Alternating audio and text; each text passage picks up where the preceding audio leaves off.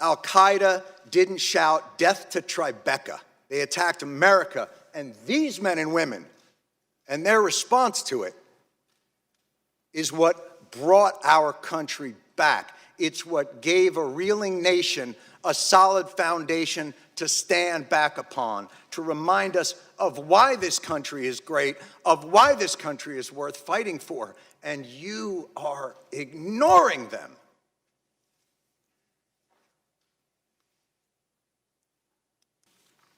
Behind me,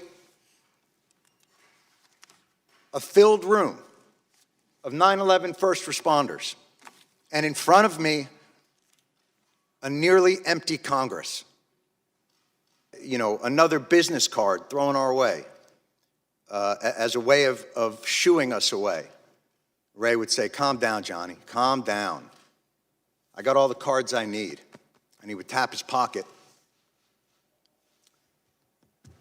where he kept the prayer cards of 343 firefighters.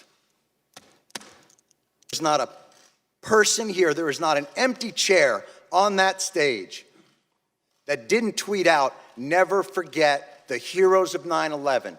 Never forget their bravery. Never forget what they did, what they gave to this country." Well, here they are. Hundreds died in an instant. Thousands more poured in to continue to fight for their brothers and sisters.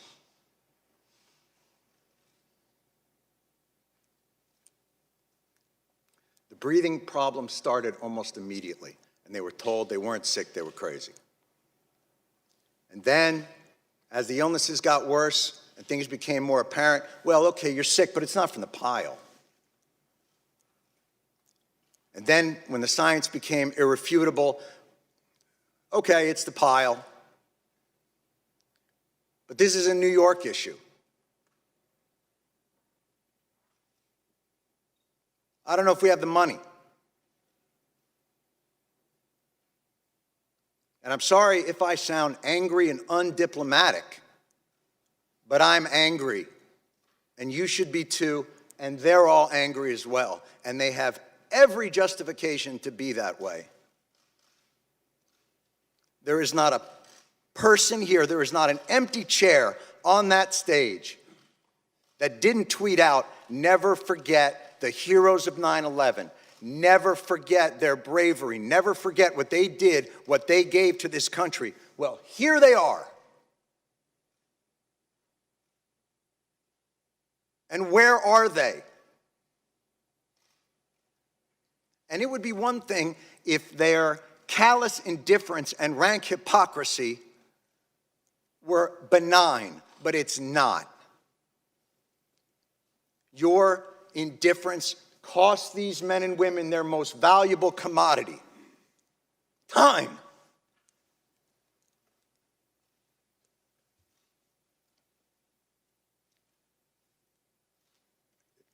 It's the one thing they're running out of.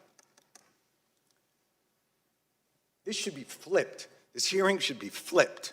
These men and women should be up on that stage, and Congress should be down here answering their questions as to why this is so damn hard and takes so damn long. And why, no matter what they get, something's always pulled back, and they got to come back. Mr. Johnson, you made a point earlier, and it was one that we have heard over and over again in these halls, and I couldn't help but to answer to it, which was, you said, look, you know, you guys are obviously heroes, and 9/11 was a big deal, but, you know, we have a lot of stuff here to do, and, you know, we got to make sure there's money for a variety of disasters, hurricanes and tornadoes, but this wasn't a hurricane, and this wasn't a tornado, and by the way, that's your job anyway. We can't fund these programs, you can. Setting aside that no American in this country should face financial ruin because of a health issue. Certainly 9/11 first responders shouldn't have to decide whether to live or to have a place to live.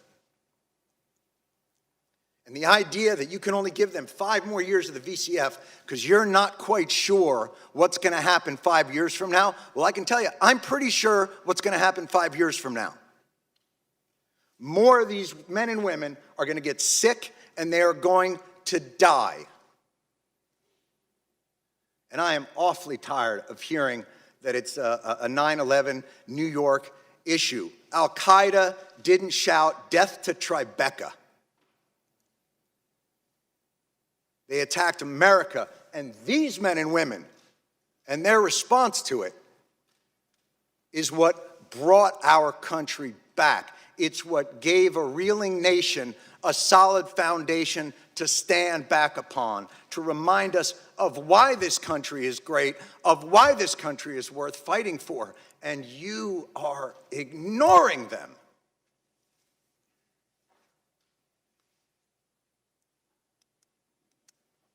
And you can end it tomorrow. Why this bill isn't unanimous consent and a standalone issue is beyond my comprehension. And I have yet to hear a reasonable explanation for why. It'll get stuck in some transportation bill or some appropriations bill and get sent over to the Senate, where a certain someone from the Senate will use it as a political football to get themselves maybe another new import tax on petroleum, because that's what happened to us in 2015. And we won't allow it to happen again. Thank God for people like John Field. Thank God for people like Ray Pfeiffer. Thank God for all of these people who will not let it happen.